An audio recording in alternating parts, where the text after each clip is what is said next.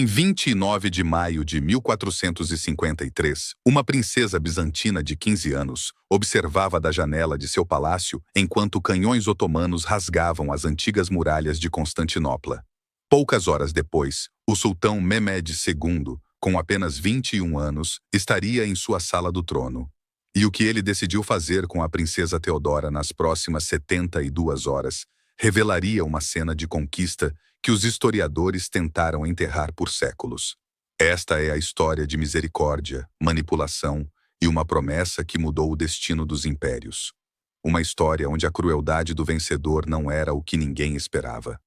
Antes de revelarmos a chocante decisão que Mehmed tomou naquele palácio ensanguentado, clique no botão curtir se você já se perguntou o que realmente acontecia com as famílias reais quando seus reinos caíam. Porque o que vem a seguir destrói todas as suas suposições sobre os conquistadores medievais. Deixe um comentário.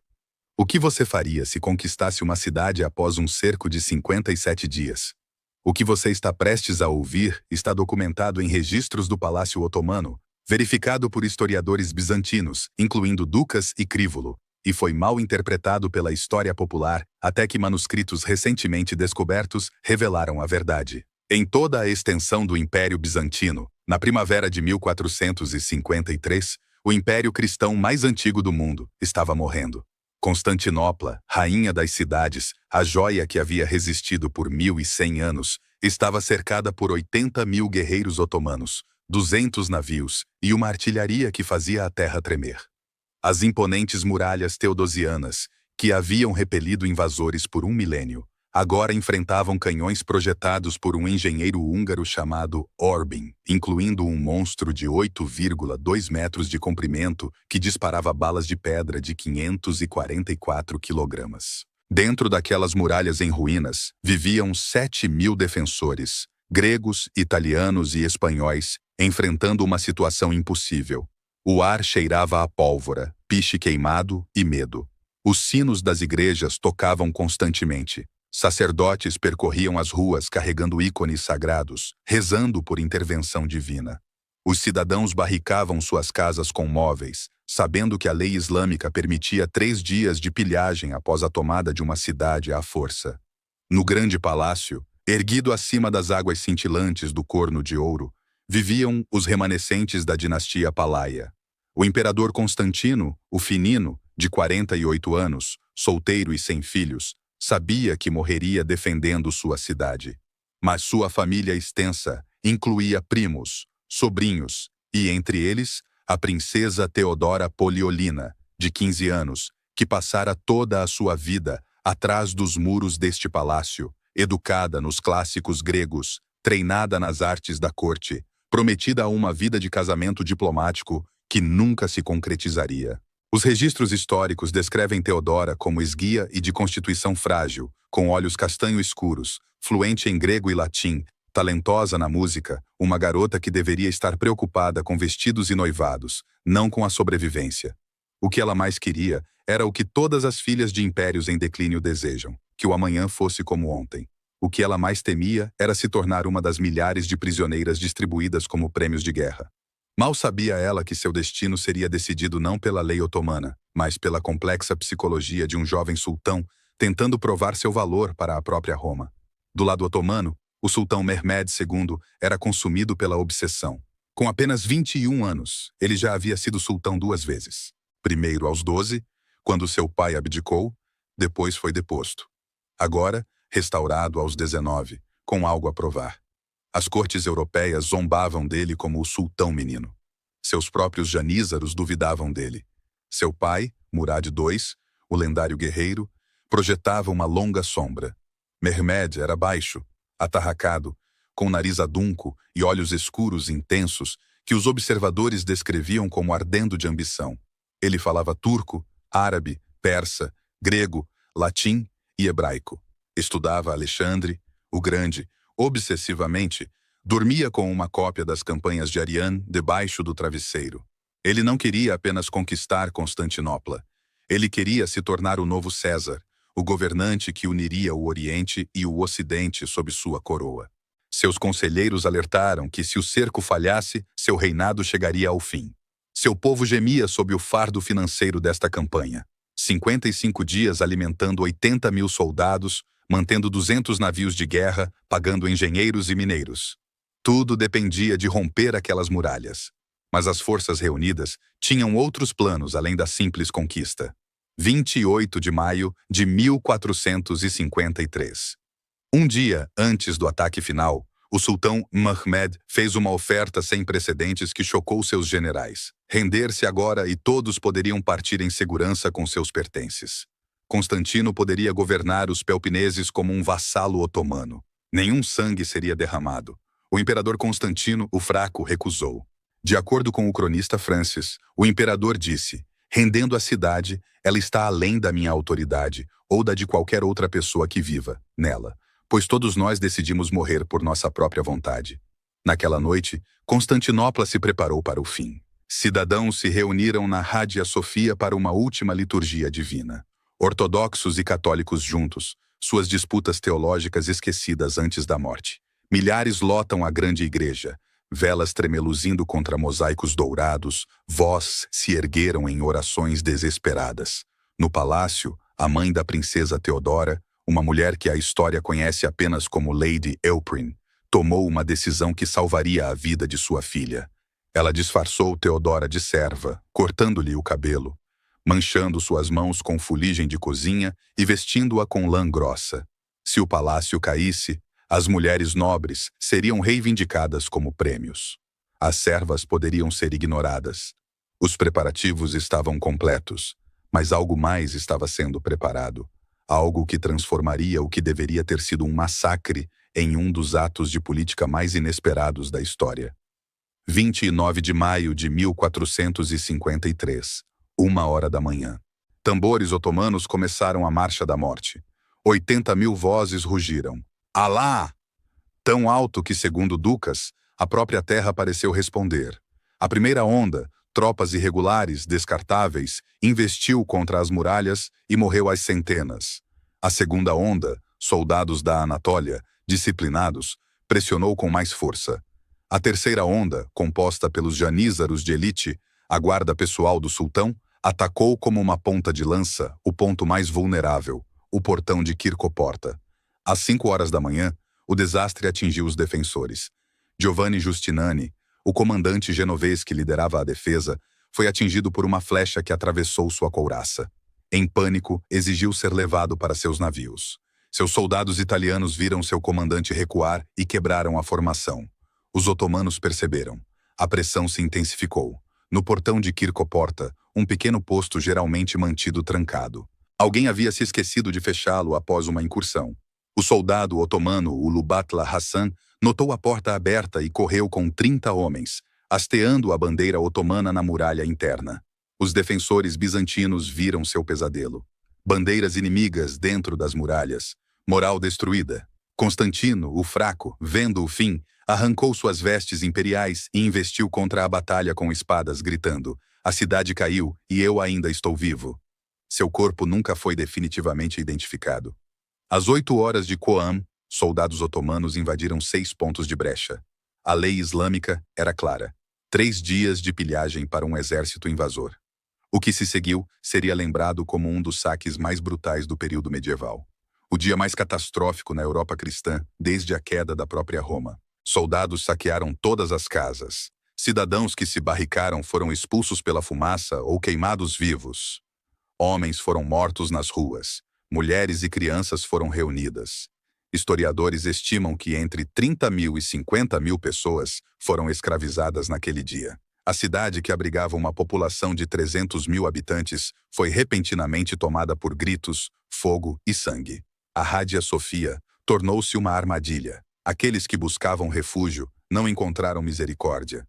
Tropas otomanas arrombaram as portas de bronze, arrastaram sacerdotes em meio à oração e começaram a selecionar os cativos mais valiosos. Mulheres bonitas, jovens fortes, crianças que podiam ser treinadas. Cada soldado reivindicava prêmios de acordo com sua patente. O grande palácio caiu no meio da manhã. Tropas otomanas invadiram corredores de mármore, derrubando cruzes, destruindo ícones, a caça da família imperial. Alguns nobres cometeram suicídio. Outros se esconderam em senzalas, lojas, passagens secretas. Teodora, vestida como uma criada de cozinha, se refugiou em um depósito atrás de um recipiente com azeite, com o coração acelerado, ouvindo o trovão das botas e os gritos ecoando pelos corredores onde outrora dançara. Horas se passaram. O frenesi inicial deu lugar a saques sistemáticos. Soldados conduziram os cativos para o hipódromo, o antigo estádio de corridas de bigas, onde seriam catalogados, avaliados e distribuídos. E então, o sultão Mehmed II entrou em Constantinopla. Relatos históricos descrevem a entrada de Mehmed como um teatro coreografado. Ele cavalgou um garanhão árabe branco pelo portão de Adrianópolis ao meio-dia, ladeado por seu grão-vizir, Zaganos Pacha, e seus conselheiros mais próximos. Dirigiu-se diretamente à Hagia Sofia, não para destruí-la, mas para reivindicá-la. Ao desmontar, Mehmed pegou um punhado de terra e a despejou sobre seu turbante em um gesto islâmico de humildade perante Deus. Ele entrou na catedral de quase 1000 anos, cujas paredes ainda brilhavam com mosaicos dourados de Cristo Pantocrátor, e declarou: "Isto se tornará uma mesquita." Um ímã foi convocado para recitar a chamada para a oração. A maior igreja da cristandade tornou-se Hagia Sophia Cami. Mas então, Mehmed fez algo inesperado. Ele ordenou que a pilhagem parasse imediatamente, após apenas um dia, em vez dos tradicionais 3. Os soldados resmungaram, mas obedeceram. O sultão anunciou que os cidadãos escondidos em suas casas não seriam feridos. Os antigos moradores poderiam retornar. As igrejas seriam protegidas. Uma nova era estava começando. Mehmed não estava apenas conquistando uma cidade. Ele estava se declarando o legítimo imperador romano. E os imperadores precisavam de súditos para governar, não de cadáveres para enterrar. Seu grão-vizir compilou listas de nobres capturados. Entre eles, vários membros da família Palaolos, incluindo uma adolescente encontrada escondida no palácio, disfarçada de criada, mas denunciada por sua fala refinada e mãos delicadas. A princesa Teodora foi levada perante o sultão Mehmed II na sala do trono, onde seus ancestrais governaram por séculos. Imagine a cena. O salão de mármore ainda cheirava a fumaça. Mosaicos estilhaçados rangiam sob os pés. Manchas de sangue escureciam o chão. Mehmed estava sentado em um trono portátil que seus homens haviam trazido, usando um gorro de seda branca e um enorme turbante preso com um broche de joias que evocava deliberadamente as insígnias imperiais romanas. Teodora foi empurrada para a frente, ainda vestida com roupas de serva, tremendo de medo. Ela havia passado 15 anos aprendendo a fazer reverência a embaixadores visitantes. Agora, ela estava diante do homem que havia destruído seu mundo. O protocolo da corte otomana exigia que ela se prostrasse. Ela ficou paralisada. De acordo com o relato posterior de Kritovalos, que entrevistou testemunhas, Mehmed a estudou por um longo momento. Seu tradutor perguntou seu nome. Ela o disse em voz quase inaudível. Mehmed falou grego fluentemente. Você é da linhagem Paleolos. Sou. Onde está seu pai? Morto no cerco. A sala do trono prendeu a respiração. Os comandantes otomanos esperavam que o sultão a reivindicasse como concubina. Prática comum para uma jovem nobre cativa. Os acompanhantes bizantinos presentes esperavam execução ou escravização. Mehmed fez mais uma pergunta. Você sabe ler e escrever? Grego, latim e um pouco de árabe. E então, o impensável aconteceu. O sultão Mehmed II ordenou a libertação da princesa Teodora, não como escrava, não como concubina, mas como uma mulher livre sob a proteção do Estado. Mais do que isso, ele lhe concedeu um estipêndio, uma residência no distrito distante e permissão para praticar o cristianismo abertamente. Seu raciocínio revelou a complexidade de sua visão imperial.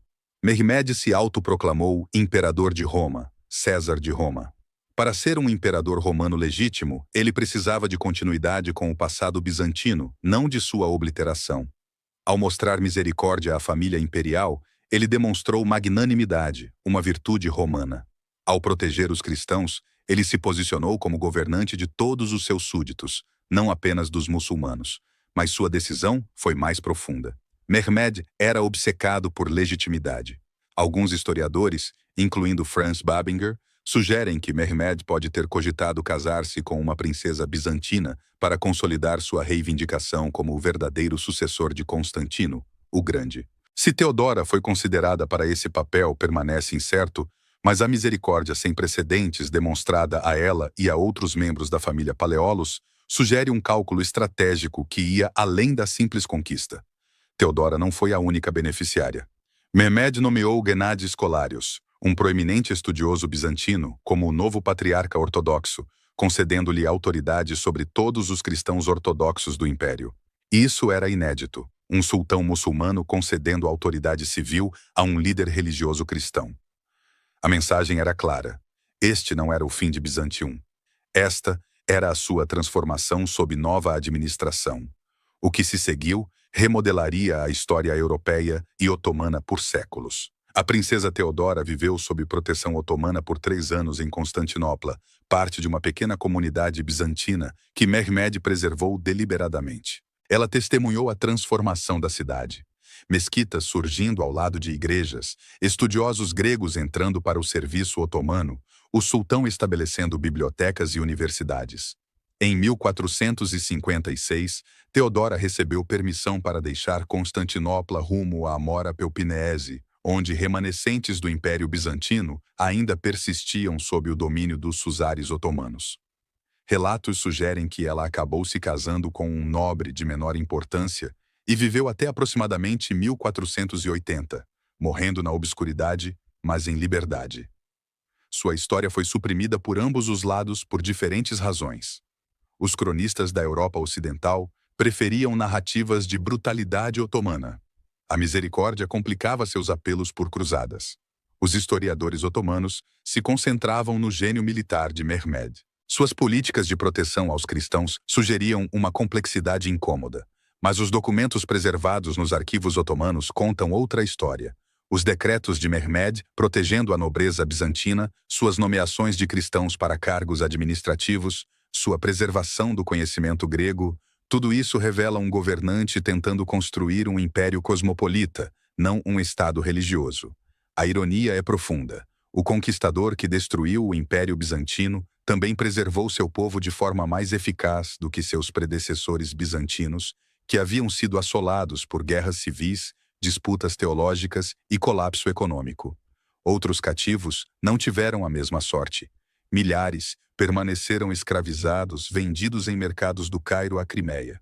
A elite intelectual, estudiosos, teólogos e artistas se espalharam pela Itália, levando consigo o conhecimento bizantino que alimentaria o renascimento italiano. A queda de Constantinopla desencadeou a era das explorações na Europa, à medida que as rotas comerciais através do território otomano se tornaram caras, forçando a Espanha e Portugal a buscar novos caminhos para a Ásia. Séculos depois, historiadores tentaram separar os fatos das lendas após 1453. Em 2009, o arqueólogo turco Namukin Turan examinou registros do Palácio Otomano da década de 1450 e encontrou listas detalhadas de pessoas protegidas, gregos que receberam imunidade contra a escravidão. O nome da princesa Teodora aparece na lista documentos, juntamente com pagamentos estipulados, registrados entre 1453 e 1456. Em 2017, a historiadora de Cambridge, Judith Herron, publicou uma pesquisa demonstrando que as políticas de Mehmed em relação aos cristãos bizantinos eram muito mais complexas do que o triunfalismo otomano ou a propaganda cruzada europeia sugeriam. Aproximadamente 15.000 gregos permaneceram em Constantinopla sob status de proteção, formando a base da comunidade grega Fenar, que administraria as populações ortodoxas otomanas por 4 séculos. Existem teorias concorrentes sobre as motivações de Mehmed. Alguns historiadores argumentam que foi puro pragmatismo. Ele precisava de administradores que entendessem os sistemas bizantinos. Outros sugerem genuíno respeito intelectual. Mehmed era um príncipe renascentista que valorizava o aprendizado. Outros ainda apontam para cálculos políticos. Proteger Teodora e a família Paleolos impediu que reivindicações rivais mobilizassem as cruzadas ocidentais em torno da realeza bizantino sobrevivente. O legado cultural perdura. A história de Teodora inspirou ficção histórica, incluindo o romance A Protegida do Sultão, da autora grega Iana Karistani. Séries de televisão turcas retrataram a misericórdia de Mehmed como prova da tolerância islâmica. Comunidades gregas a lembram como evidência da resiliência bizantina. A verdade resiste à categorização simples, e é precisamente por isso que nos assombra. Essa tragédia e triunfo nos ensinam que os monstros e heróis da história raramente se encaixam em nossas categorias simplistas. Um conquistador de 21 anos que permitiu 3 dias de pilhagem também podia demonstrar misericórdia estratégica que salvou milhares. Uma princesa de 15 anos que perdeu tudo podia sobreviver por meio da adaptabilidade e do acaso. A queda de Constantinopla revela padrões que vemos se repetir. Impérios não terminam de forma limpa. Os vencedores precisam de suas vítimas mais do que admitem. E a sobrevivência, muitas vezes, vem da necessidade de legitimidade dos poderosos, não de sua compaixão. Que outros segredos se escondem nos arquivos do palácio, esperando para serem descobertos pelos historiadores, quando a conquista se torna transformação? Quantas outras princesas, escribas e pessoas comuns escaparam das brechas da catástrofe porque alguém poderoso precisava deles vivos? Imagine as emoções da princesa Teodora naquele dia na sala do trono. O terror dando lugar à confusão. Da confusão à descrença quando ela percebeu que sobreviveria. Imagine o cálculo de Mehmed, um governante pouco mais velho que ela, equilibrando a tradição militar com a ambição imperial, sabendo que a história julgaria se ele era um mero senhor da guerra ou um verdadeiro César. Ambos estavam presos aos papéis que a história lhes designou. Ambos encontraram caminhos inesperados em meio aos escombros. Assim, uma cidade que resistiu por 1100 anos caiu em uma única manhã. Uma princesa adolescente que deveria ter morrido foi libertada por seu conquistador. E um sultão que liderou 80.000 guerreiros tornou-se o improvável protetor do próprio povo que havia conquistado. Misericórdia e massacre caminharam de mãos dadas pelas ruas em chamas de Constantinopla, revelando que os momentos mais importantes da história raramente são tão simples quanto nos ensinam. Se esta história fez você questionar tudo o que pensava saber sobre conquistadores e conquistados, porque a história nunca se resume a quem venceu, toque o sino para a investigação da próxima semana. O que aconteceu com a esposa do último imperador romano após sua morte misteriosa? Onde descobrimos evidências que sugerem o casamento secreto de Constantino, o Finina, e uma mulher que pode ter carregado o último herdeiro de Roma. Conte-nos nos comentários o que mais o perturbou. A brutalidade da conquista ou a misericórdia inesperada que se seguiu. Até lá, lembre-se, os segredos mais obscuros da história muitas vezes estão escondidos à vista de todos, escritos em documentos que ambos os lados tentaram esquecer.